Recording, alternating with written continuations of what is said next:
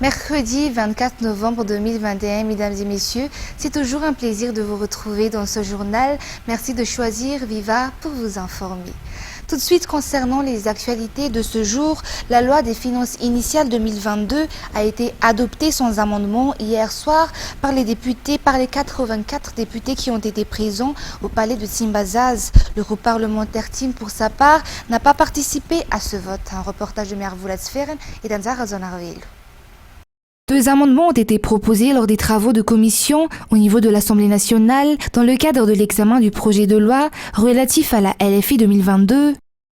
Le premier porte sur la baisse des droits de douane sur les bandillons, revisé à 10% en travaux de commission contre 20% au sein du projet de loi initial proposé par l'exécutif.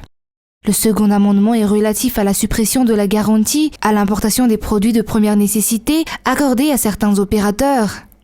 Ces propositions d'amendement ont été refusées par les députés lors de la séance plénière. Par ailleurs, de nombreuses observations ont été faites par les parlementaires lors des débats, notamment sur les droits de douane sur les pâtes alimentaires, mais également le fait qu'il faut accorder plus de budget pour les infrastructures et les investissements liés à l'agriculture et à l'élevage. Les débats à l'hémicycle de Simbazaz ont duré plus de 10 heures avant l'adoption du projet de loi de finances initiale 2022. Adoption qui n'a été faite qu'aux environs de 20 heures du soir par les 84 députés présents. À noter que le groupe parlementaire Team n'a pas participé à ce vote. À ce propos, la Constitution stipule clairement dans son article 75 que la seconde session ordinaire est principalement consacrée à l'adoption de la loi de finances. Ce qui signifie que l'examen et le vote de la loi des finances est un devoir pour les parlementaires, sans exception en cette deuxième session parlementaire. Toujours concernant cette LFI, la loi des finances initiales 2022 est axée sur la relance économique ainsi que sur le volet social. En effet, le budget alloué au social s'élève à 33% du budget étatique 2022. Si 22% de ce budget est destiné à la construction d'infrastructures, des efforts en matière de recettes fiscales seront entrepris pour améliorer le budget étatique. D'après les explications apportées par la ministre de l'économie et des finances, le budget dédié au fonctionnement de l'administration a également été réduit, a expliqué la ministre ce jour. 11 500 demandes de titres honorifiques nationales ont été reçues par la grande chancellerie, soit 3 fois plus que lors de la dernière session. 6 à 7% de ces dossiers ont été refusés par les chanceliers, selon les explications apportées par les membres. La session ordinaire, durant laquelle ces derniers ont pu examiner ces demandes, a pris fin ce jour. Reportage. Lors de la session 2020, la grande chancellerie a réceptionné 3 522 dossiers. Cette année, 11 500 dossiers y ont été déposés.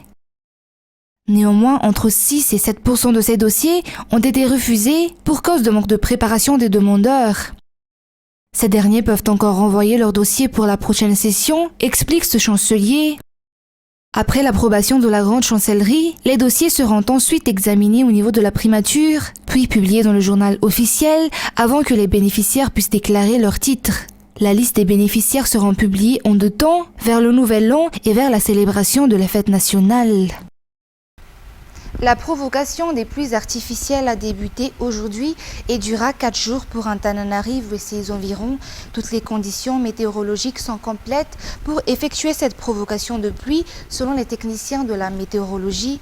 Le but de cette action est de permettre l'augmentation du niveau de la rivière d'Andékalek, une mesure prise par l'État afin d'approvisionner d'eau les rivières d'Antananarivo qui commencent à baisser actuellement du manque des pluies naturelles et impactent le quotidien de la population. Martina et Kevin Ravoniarson. Les préparatifs dans le cadre des pluies artificielles ont commencé vers 11 h ce matin ici à l'aéroport international d'Ivat. Ce sont les techniciens de la météorologie qui se chargent de la provocation de cette pluie artificielle. Et ce n'est qu'aujourd'hui que toutes les conditions sont réunies, selon Irlalen Rasulzatouf, moment attendu depuis des jours afin de solutionner le manque d'eau, notamment dans l'approvisionnement en électricité et en eau de la capitale et ses environs. Tous les paramètres sont réunis, notamment la qualité des nuages et l'humidité, pour que la pluie tombe aujourd'hui. Les techniciens provoqueront de la pluie pendant 4 jours à partir de ce jour. Environ 25 kg de produits similaires à du sel sera versé sur les nuages avant pour provoquer la pluie. Et comme nous le voyons, le technicien prépare les matériels dans l'avion.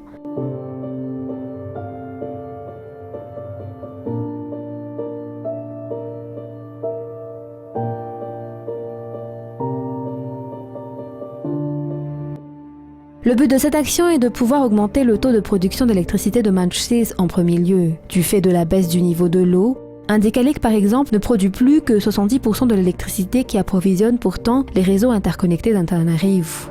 D'un autre côté, il s'agit aussi d'approvisionner en eau Antananarivo et ses environs. Les pluies qui tomberont pour ces 4 jours arroseront les bassins versants d'Imambe qui approvisionnent en eau la partie nord d'Antananarivo, Sisson pour le sud d'Antananarivo et Vuduvurun. Cette pluie provoquée est une solution à moyen terme pour pallier les sécheresses dues au changement climatique. Antananarivo n'est pas la seule qui subit ce problème de manque d'eau. La partie du sud de Madagascar ainsi que d'autres régions en manquent cruellement. Le ministère de l'eau, de l'assainissement et de l'hygiène a ainsi souligné que toutes les régions concernées bénéficieront de telles pluies artificielles. Pour en revenir à cette première pluie provoquée, l'avion qui devait y procéder a décollé à midi. Le vol durera 2 heures et la pluie est attendue pour la fin de l'après-midi.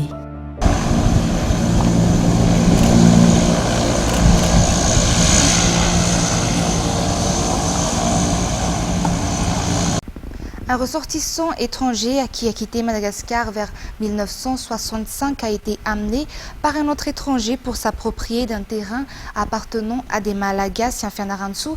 D'après les informations, ces étrangers utilisent des faux documents pour tromper la justice, ont expliqué ce jour à Antananarivo ceux qui ont mis en valeur le terrain. C'est Sylvain et c'est Tchandjianab. 3 individus de nationalité étrangère se sont succédés pour expulser une famille malagasy qui occupe un terrain de moins de 2 hectares, dénommé Matour, dans la ville de Fianarantsoa. Le premier était en 1898. Le deuxième étranger, quant à lui, a quitté Madagascar en 1960. Actuellement, un troisième étranger affirme avoir acheté le terrain aux 2 précédents. Ce dernier a donné aux Malagasy qui ont occupé et mis en valeur le terrain pendant plus de 70 ans, jusqu'à vendredi, afin de procéder à la démolition de leur maison et au déplacement du caveau familial. Ces actuels occupants des lieux sollicitent l'appui des autorités.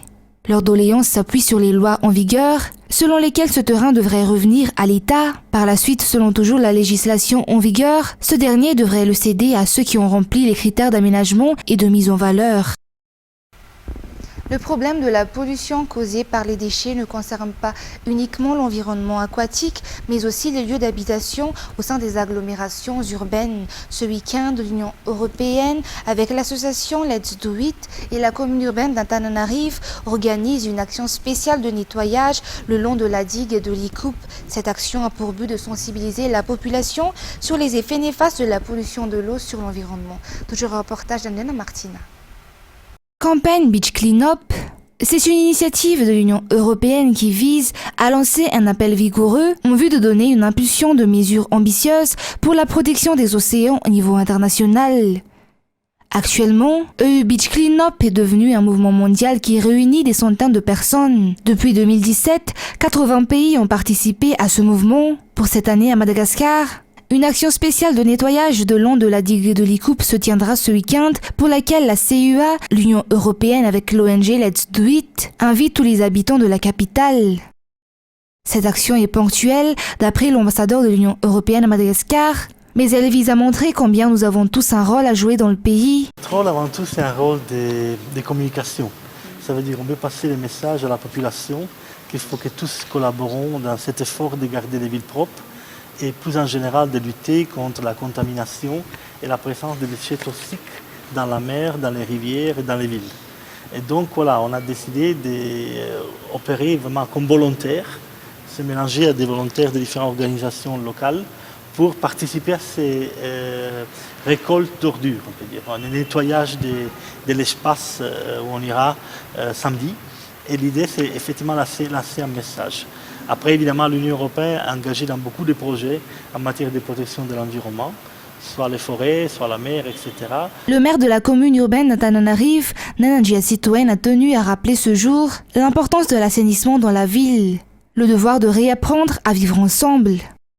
Rendez-vous est donné ce samedi par l'Union européenne, la CUA et l'association Let's Do It à Nozat à partir de 8h30 à tous ceux qui voudront participer à ce nettoyage tout le long de la digue de l'Ikup. Outre la construction de nouvelles infrastructures, la commune urbaine d'Antananarive œuvre également pour la réhabilitation et l'entretien de celles déjà en place. Les activités menées par le premier responsable du marché de Somanatombe au marché des fleurs à Anous y en font partie. Reportage. C'est la première fois depuis sa création que le marché, abritant 160 fleuristes à Anous, fait l'objet d'un entretien. Cet entretien s'inscrit dans le cadre de l'embellissement de la commune urbaine d'Antananarive. Il est primordial que tout le monde y mette du sien dans la préservation de ses biens communs. La propreté des lieux doit également être maintenue pour lutter contre la propagation d'une quelconque épidémie. À cet effet, le représentant de l'association FTMA, œuvrant pour l'assainissement avec la direction du marché de Somanatombe, a invité tout un chacun dans cette initiative que les fleuristes souhaitent périodique. Ces activités d'entretien s'étendront au sein des autres marchés d'Antananarive, d'après les informations. Mais à présent, concernant les actualités internationales, notamment la Covid-19, attendue au tournant de l'année, la 5e vague de Covid-19 a déferlé sur un hôpital isolé par les 4 premières, asséché par une pénurie de soignants et déjà sur le fil à l'approche des fêtes. Un reportage de France 24. Véhicule de pompiers chasse l'autre à l'entrée des urgences de l'hôpital d'Argenteuil. 220 passages par jour côté adulte. Ah, on dirait qu'il y a une plaie en plus. Plus une centaine en pédiatrie. Auxquels s'ajoutent désormais les patients de la 5e vague Covid, comme cette femme qui vient d'arriver et a du mal à respirer. Elle est vaccinée ou pas? Non, pas vaccinée, obèse. Détresse respiratoire, Covid. Chaque vague est différente. Là, la population est quand même très largement vaccinée. Mais on a quand même des Covid qui passent, 5% de nos passages aux urgences et 25 lits de notre hôpital qui sont occupés par les Covid. Ça monte progressivement. Une remontée dans un contexte de manque de personnel, de fermeture de lits et d'épidémie de bronchiolite précoce. En hiver, il y a la pédiatrie qui passe de 40 à 120 enfants par jour. Et voilà le chef de service de pédiatrie. Bonjour. On a un service plein comme un œuf. On a les épidémies de bronchios, mais on a aussi les épidémies d'adolescents qui vont pas bien. Et là, il y en a de plus en plus. C'est concomitant et donc on ne sait plus très bien où mettre les gens. On joue aux chaises musicales. Des tensions aggravées par les problèmes récurrents des urgences et les nombreux patients qui pourraient être pris en charge en ville. Bonjour, venez avec moi, voilà, j'y vais. C'est le cas de cet homme que le docteur Le Gall va examiner dans la maison médicale de garde. On utilise les locaux en journée pour vider un peu les urgences. Douleur au coude depuis ce week-end. Le diagnostic est rapide, tendinite. Il faut prendre rendez-vous et comme j'avais trop mal, je dis je vais y aller à l'hôpital. C'est une urgence ressentie pour le malade qui était inquiet, mais c'est quelque chose qui relève pas d'une structure d'urgence. Alors que la 5e vague continue de monter, les professionnels rappellent la consigne pour éviter d'engorger les urgences. Appelez le 15. D'accord, mais il est au sol depuis combien de temps, madame? À partir de 38, vous leur donnez donc une prise de Doliprane. Comme ici à Pontoise, les appels sont triés par des médecins. Là, il y a les médecins urgentistes s'il y a un problème de médecine d'urgence. Et là, vous avez les médecins généralistes libéraux s'il y a un problème de soins non programmés. Ici, chaque jour, plus de 700 dossiers sont ouverts contre 500 d'habitude, dont 30 à 40 pour...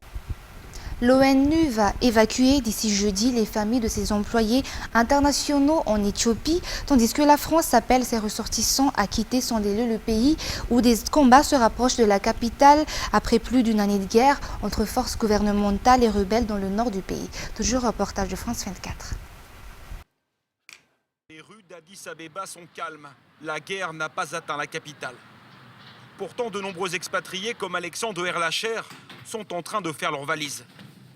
Les 900 Français qui vivent ici ont reçu le même message de l'ambassade. Ils sont appelés à quitter le pays sans délai. Alexandre n'a pas hésité. Là, avec les récentes annonces du gouvernement, on s'est dit qu'il était préférable de partir quand même. Et il n'y a pas que les Français. La plupart des autres ambassades occidentales ont lancé le même message.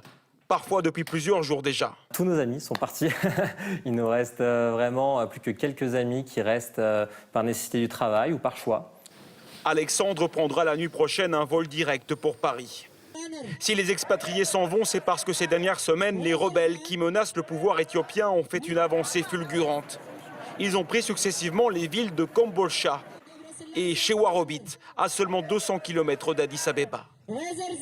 Ce qui a poussé le Premier ministre Abiy Ahmed, prix Nobel de la paix 2019, à partir en première ligne. Je serai personnellement mobilisé sur le front pour mener les forces armées. Ceux qui veulent faire partie des enfants de l'Éthiopie salués par l'histoire, levez-vous aujourd'hui pour votre pays.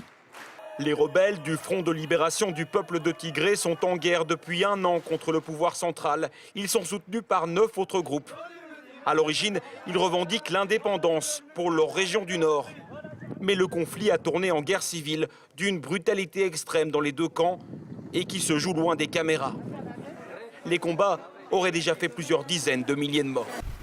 L'agence spatiale américaine a fait décoller mardi un vaisseau devant frapper à l'automne prochain l'astéroïde Dimorphos afin de lui faire dévier sa trajectoire. Si cet astéroïde précis ne représente pas de danger pour l'humanité, il s'agit d'une mission test visant à éviter un jour une potentielle collision avec la Terre. Reportage. 2, 1. And liftoff of the Falcon 9 and DART. Dévier un astéroïde pour éviter une potentielle collision avec la Terre. La mission de la fusée DART, Fléchette en anglais, a tout d'un scénario hollywoodien. Elle est pourtant bien réelle et fait figure de test historique. Le vaisseau a pour but de dévier la trajectoire d'un astéroïde appelé Dimorphos et situé à 11 millions de kilomètres de la Terre. Notre mission est de frapper l'astéroïde à la vitesse de 24 000 km/h. C'est difficile, très dur. Nous avons travaillé vraiment dur pour mettre en place une mission qui va frapper la Lune d'un système d'astéroïdes. L'impact, lui, n'est prévu que dans 10 mois. Les scientifiques auront ensuite pour tâche de calculer les conséquences de cette collision. Il ne s'agit là que d'un test grandeur nature, l'astéroïde étant inoffensif pour notre planète. La NASA cherche ainsi à savoir si ce genre de technologie serait suffisante pour détourner des astéroïdes à l'avenir, même si elle se veut rassurante. Franchement, sur tous les objets entourant la Terre actuellement, aucun d'entre eux n'est une menace pour notre planète d'ici les 100 prochaines années. Si la NASA explique surveiller plus de 27 000 astéroïdes, beaucoup restent encore inconnus. L'hypothèse de devoir un jour détourner l'un d'entre eux de sa trajectoire pourrait malgré tout devenir réalité. C'est également avec ce reportage que nous terminons l'édition d'aujourd'hui. Tout de suite après cette édition, vous avez rendez-vous avec la série de Morning Show suivie du film de la soirée. Quant à moi, je vous donne rendez-vous pour demain pour des nouvelles actualités.